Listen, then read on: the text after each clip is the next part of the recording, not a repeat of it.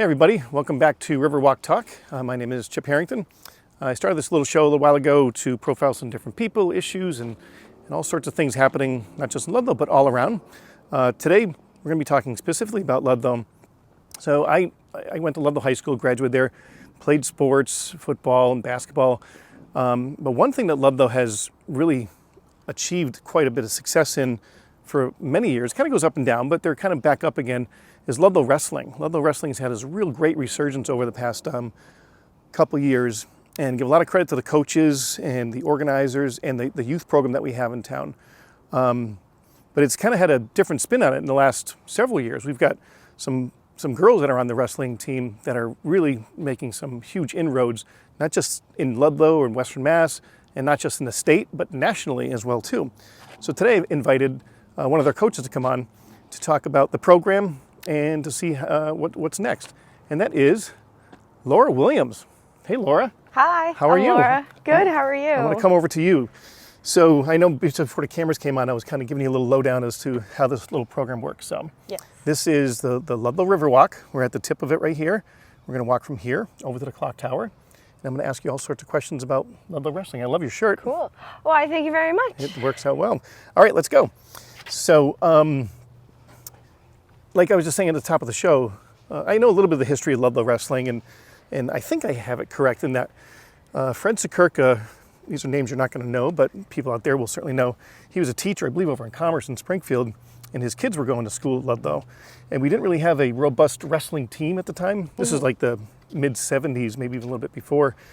And he kind of created the program here, and it really has taken off since that time. And we've had good years, bad years, but there was also a resurgence in the 90s when we were really kicking butt with Coach Peterson. And now we're kind of back on top again between you, Justin, the whole coaching staff you guys have over there. So how do things stand right now for Ludlow Wrestling?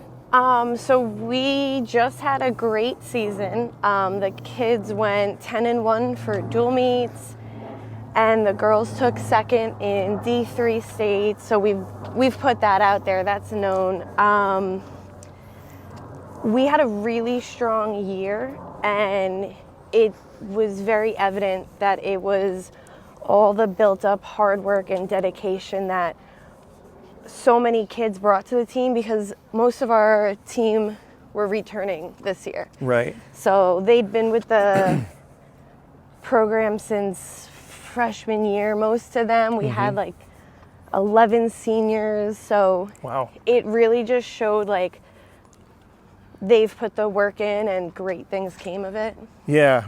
Were you a wrestler growing up as a kid? I was. I started in 8th grade, and then I wrestled through my senior year of high school. Okay. And where'd you go to school? Farmingdale, down on Long Island. Oh, wow. Okay. How'd you end up here?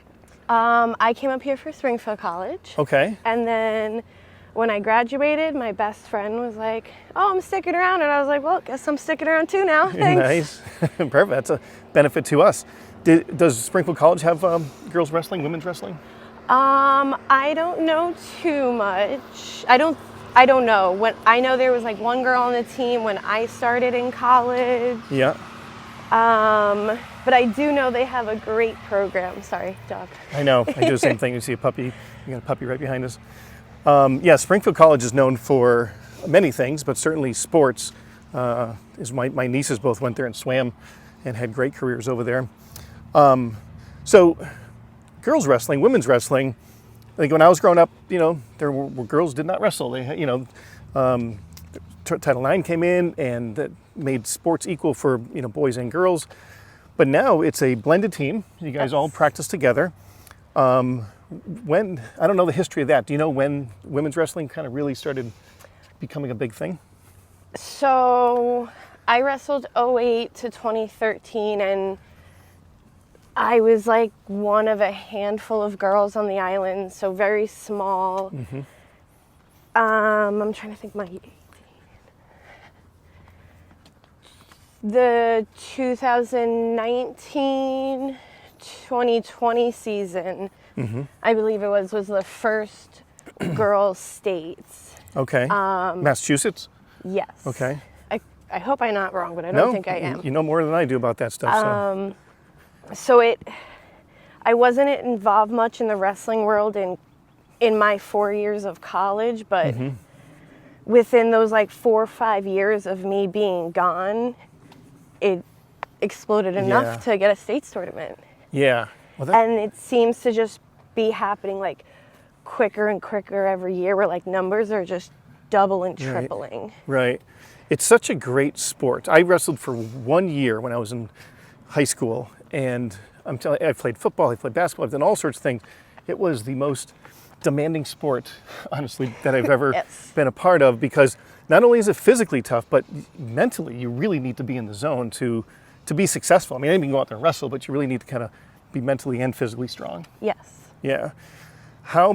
What's your coaching staff? So it's myself, Justin Tunis, and John Archambault. Yeah. Johnny and Justin both played football for me back in the day as well too, but I do remember that they were very passionate about wrestling. When football season ended, they went right into that. It's great to see, Justin and John, two alumni, come back and kind of take that program and build it back up to where it once was. So the kids that you have, let's get into some of the details, because like I was saying at the top of the show, on the girls' side, women's side, I'm not sure what the proper term is, that Sam Bertini this girl is amazing, right? She won the National Championship last year. Yep. For freestyle in the Fargo tournament. Yeah. And then this year, she's only a junior. She's only a junior. Right now. Yeah, tell me about her. So she just took first in New England, and she was first in all states and D3 states. Very first tournament of the season, she broke into the 100 wins. Okay. I think she finished somewhere at about 120 something. 120. As far as wins go? For career wins, yeah. Right. So far, right? So far. This girl has another year to go. And it's so wild, like what else can she accomplish? Because there's already so much, like it's the anticipation of the what's next is what's exciting. And as a coach, are you her specific coach, or do you kind of all just team coach? We all just team coach. Okay. So as a coach, when you have somebody that talented on a national level, how much more coaching can you possibly do? You might be learning from her at this point. There are 100% things where like I watch her and I go, huh. Yeah. Okay, that's cool. She knows what to do, and she does her best wrestling when, like you said, like mental headspace, when she's in her zone and she wrestles like Sam. So at that point, like I feel the best I can do is support her. What do you need? What can I do for you? And hype her up. Yep. And keep her just like positive and ready. Right. Does she come from a wrestling background? People in her family? Her stepdad, James Sofin, who's a volunteer coach for us, Right.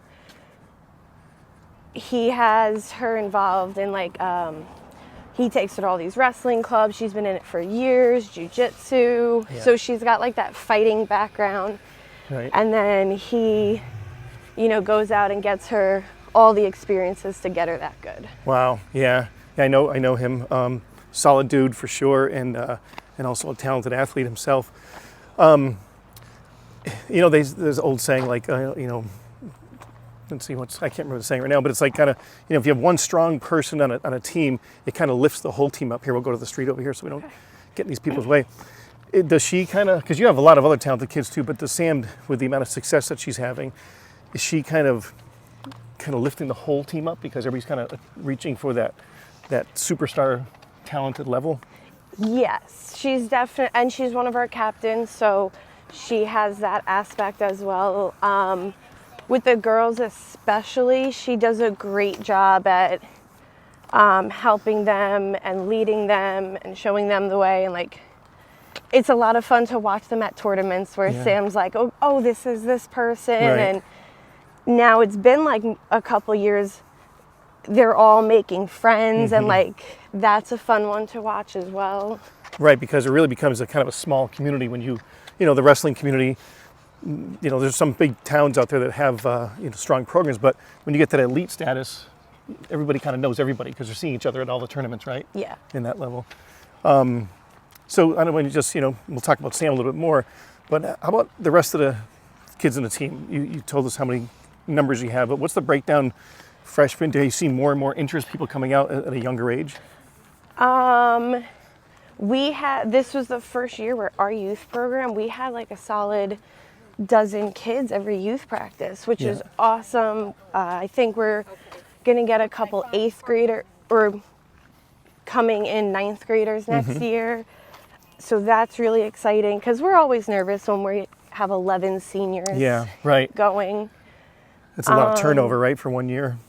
They're very good at pulling friends in from other sports. So we have like soccer, a kid who tried for basketball. So we're getting all the different sports, and it seems like people do have an interest. Yeah. Well, like you said, success breeds, more success, more interest. We got to certainly give a lot of credit to Dana Cormier out there, who I've known Dana for many, many years, but he really spearheaded getting that youth wrestling program going back in the 90s and to where it is today. So it's so important to have a feeder program that you can, reach into and kind of get those basic fundamentals down. As varsity coaches, do you spend a lot of time with the youth down at the Ludlow Wrestling? So the youth practices in the gym with us, like other half of the gym twice a week. And then we have Neil Graham and AJ Mata, who are the youth coaches, who also wrestled with John and Justin. So all their high school stories and childhood stories, it's fun. We'll jump in when we need. When AJ does all like the Sunday tournaments, the kids do phenomenal at those. And then this year we started letting the youth like warm up with us, and then we'll do like a cool down jog at the end, and all the kids are running around to the Rocky theme song. So we're trying to build that bond a little more this year. Yeah. When does wrestling season kick off? The Monday after Thanksgiving. Oh, okay. So it truly is like right in that winter sport zone. Yep. And the typical, who's in your league? Because I know, Ludlow, we're not the biggest town around. So in some sports we're in Division 3, so soccer we're Division 1. Where does wrestling fall? We are D3 Central.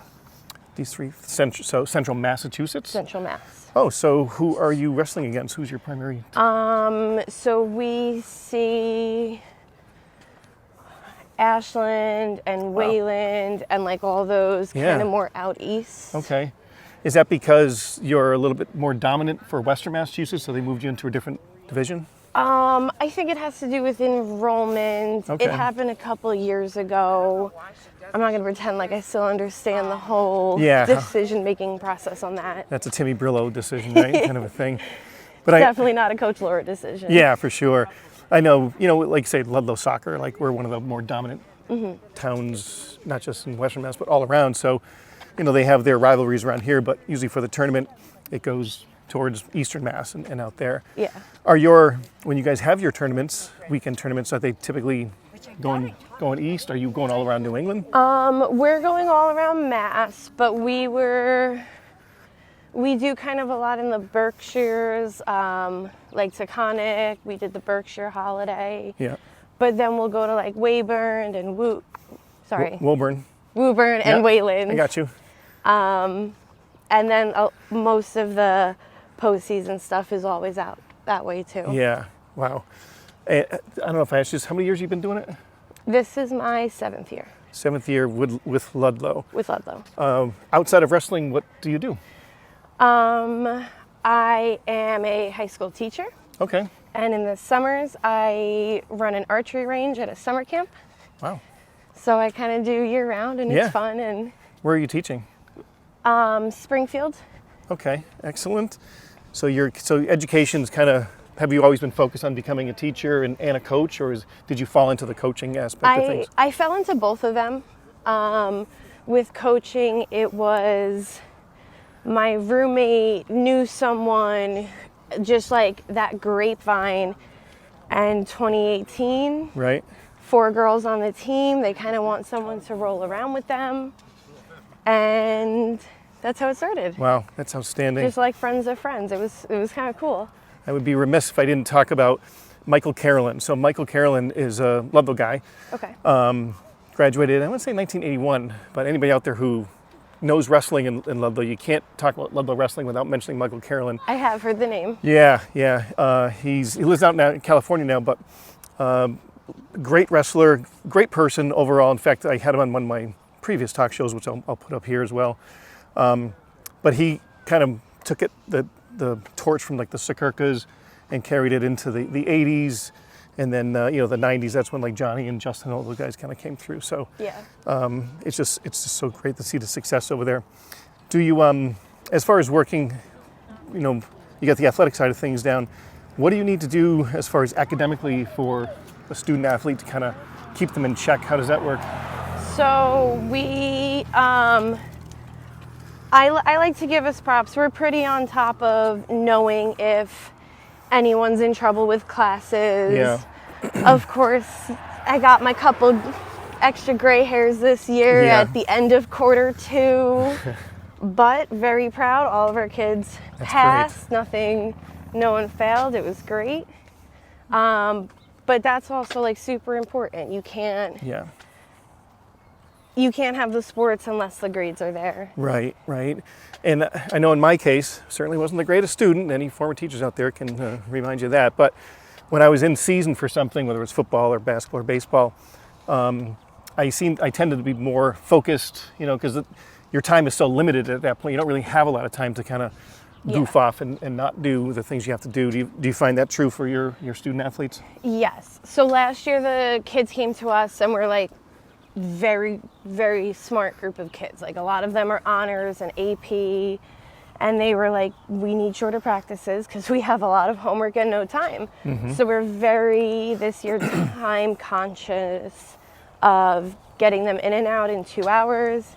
And then the kids are also great advocating for themselves, that when homework's piling up, they need a little extra time. Yeah. They're more than welcome to like sit on the side of practice and do your work and get it done. And if you take all of practice to do it, that's fine. But if you finish early, like, all right, now you're jumping in, you're rolling around. Right. Do you, with say like Sam Bertini, who's kind of that leader of the team, are there different weight classes in the women's side, just like there are on the men's side? Yes. How does it break down for men versus women? So there's 14 for the mixed gender, and I believe it's 12 for the girls. Okay. I haven't memorized all of the girls' weight classes yet. Okay. But they're very kind of similarly, where it starts off for boys 106, 113, 120, and then for girls it's like 107, 114. Okay. So they start kind of similar, and then the gaps are there. They end. I think the heaviest for girls is 235. Okay. So, but if you don't have somebody that's in that weight class and the other team does, is that like that you guys lose that match? It's a forfeit right away? Yes. I mean, we only have enough. We don't have a girls team like that, right, where we would have a lineup of girls we're not having. Yeah. It's just more like the tournament points. Yeah. But even, with the 3, they absolutely crushed it. Yeah. So wrestling is certainly one of those unique sports where, yes, it's an individual sport, but also at the same time a team sport. Yeah. Whereas you're out there in your weight class, competing for your weight class, but as a team, you're trying to get the points to win the tournament or to win the match as well too. Yeah. So, just about Sam again a little bit. What sets her apart? Is it just her technique, or what is it that makes her so powerful? This is a hard one, but if I'm gonna pick, I want to say she's very solid on her technique. It's a lot of fun to watch.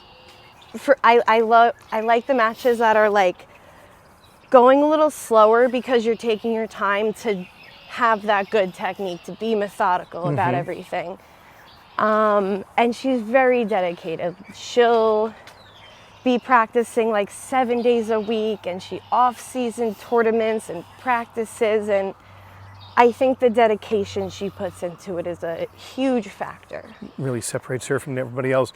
There, I would imagine, as a junior and being a national champ, she's already getting letters from colleges and interest from around. Oh, she's already getting like recruiters coming to tournaments and I would imagine meets. so. How does as a coach, how do you kind of keep her like focused on, okay, you know, we got a job to do here. I know you're kind of the highlight right now. She's very level-headed and responsible, where she knows that at the end of a meet or tournament is when she can make those connections, or in between matches, but when it's time to do the thing, she has a very good head on her shoulders. Yeah. So she hasn't had I haven't seen any of it. She's very responsible. How about the, not just for Sam, but for everybody in the off season, you know, wrestling day after Thanksgiving, and just finished like a couple weeks ago, right? Last week or so. Yes. What is the focus in the off season to keep them in shape? So a lot of the kids also do spring sports. Mm-hmm. So they're off doing that. The coaches have talked about before trying to coordinate like a summer camp or something, but a lot of the kids are very dedicated on their own and find those outside wrestling clubs. Yeah.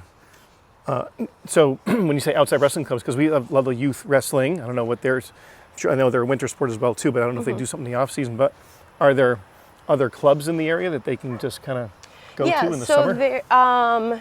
So Grizzlies in Springfield, they have classes all the time, and then I believe it's Wednesdays. It's a girls only practice. Okay. And Central High School's female coach, she'll run those practices for the girls. Okay. Is there ever a time when they're mixed, boys wrestling girls, girls wrestling boys? Oh, all the time. Practice? Okay. Oh, for practice? Yeah. Yeah. But also in the tournament, there's a... Oh, yeah. Okay. Most of the competition the girls do during season is mixed gender. Okay. Like, I got them into a few all-girls tournaments over winter break, but other than that, their only other all-girls competition is postseason. Okay. I recall, you know, the wrestlers that, you know, you have to get weighed in a certain time just before the match. Yeah. And then you can kind of, you know, start drinking some more water, but cutting that weight, I remember, you know, kids sitting in the classroom spitting in the cups all day long trying to drop an ounce of weight. You know, you wonder, like, is this really good? But, you know, it goes back to that discipline, being disciplined. It's also a great switch in, you know, 2025 culture that coaches, especially with female wrestling, but that coaches now want to be very mindful of instilling healthy habits and eating right to avoid any like body dysmorphia or any eating disorders like that. So we've definitely, like, it's a weight maintenance. Mm-hmm. It's a management. You eat right and healthy, and you drink water, and you work out, and the kids are very smart about it. Yeah, that's exactly what I was going to ask you. Like, is that a risk, not just for a male, but a female, both, but is it a risk that they might be like, okay, geez, I gained a pound, oh my God, I ruined my match this weekend, but you don't want them, I guess, freaking out about it. It's very tricky because if you don't make weight, you don't get to compete. Like, there is a part of this that is all centered around weight. Right. Which is why I try to be encouraging, and the kids weigh in every day after practice during season, not to track their weight, but to show them, like, look, all season, all you've done is slowly lost weight. Like, you're being healthy, you're doing things right. Right. So it's definitely, and we have the kids that every week, coach, I'm worried. I understand. Yeah. It's okay. You'll be okay. And more often than not, they're fine. Because, I mean, there's weight training as well, too. You want them to be strong, and muscle weighs more than fat, typically. So if you're putting on muscle, then that does impact your weight in Yeah. the end. And it's weird, you know, you're getting stronger and healthier, but if you're getting heavier, then that, I guess, is a negative component. But it's with just how intense all the workouts are, you really do tend to stay more lean and like Yeah. you won't gain as much muscle during the season. Yeah. So you just finished your season. What, as the coaching staff, do you guys meet in the off season, preparing for next year, talking about lineups and all that? Well, we're all friends like outside of wrestling too, Of which course, is a yeah. lot of fun. Yeah. So we definitely see each other whether it's wrestling or not. But right now we're like finishing banquet plans. We'll go over That's here. coming up in a few weeks. Yeah. And then I'll see them as my friends, Right. and I'll see them as coaches in a couple Your months. coaches, yeah, because you know, Yeah, like It's- maybe summer, end of summer is when things have to Yeah. start getting brought back onto the surface. because it's such. I also coached football, and it does get intense during the season when you're kind of in the heart of it. You know, you're kind of just blinders on, getting the job done every day, and then when it's over, it's kind of like, oh my God, I can actually just sit down and watch TV tonight. I don't have these coaching responsibilities to do. So Yeah. I bet it's nice to, like you said, just go back to being friends for a little while and picking up later. Yes. At that point. I'm so excited that it's like 4 o'clock and the sun's out and I'm not inside of a gym. Right, or wearing like a super heavy coat, and yeah. It's so weird, but every year wrestling's over and spring's here and the sun's out, and just that's how I'm my Yeah. own little groundhog with that. Spring's here, wrestling's over. That's right. Yeah, there's a cadence to the life. Yeah. You talked about in the beginning about how, you know, you'll play the Rocky music to kind of pump them up for practice, something like that. Mm-hmm. Is there something tournament wise, or if you got like a home meet, the other teams there, do you guys have like your own little ritual to kind of get the kids ready? They're still finding that. Yeah. They're still finding that, but we did put on like a really cool setup for senior night where we had lights in the entrance and they came out and they had their little choreographed warm up, and that might be it because they kind of crushed that. It Yeah. looked really cool. That is cool. So there was this guy, Jeff Peterson. He was a coach. He was a teacher and a coach at the high school. And I went to one of the matches, and it was exactly that. It was like WWE. It was like the lights went out, like lasers were shooting across and music, and I was like, "Is this high school wrestling? That was What's actually happening?" kind of the inspiration Okay. for it. Yeah. Yeah, because Justin was a part of that. Yep. And Archibald were a part of that. So we definitely stole that idea. It was pretty intense. I remember being like, "Oh my God, I want to go wrestle right now after watching that start." So that's so cool. Well, thank you so much for joining me today. It was Yeah, it was thanks for great. having me. Yeah, I mean, I got a text from Justin a while ago, and he saw my little show here. He's like, "Hey, how about giving wrestling some love?" And I'm like, "Absolutely. You know, you guys totally deserve it." And the work that you're doing and just instilling positive behaviors in the kids and supporting them academically. Sports isn't everything, but sports was a big part of my life, and I encourage any parent out there, get your kids started young in music and sports and all that stuff, because as important as school is, these are the kind of things that they're going to remember. They stick. I mean, Yep. I'm out of high school. Yep. 11, 12 years now, and wrestling's still a huge part of my life. Yeah. It's So great. it's fun. And thank God for people like you guys stepping up and helping them out. So that's going to do it. Hopefully I can get some pictures of Sam, and if I can get a video, I'd love to kind of tack it on the end of this video so some people can Yeah. see maybe, her skills. And Oh, maybe I know which one I'm going to show Yeah, you. send me one, and Yeah. we'll put that there right now. So thanks you very much for tuning in. We'll see you next time.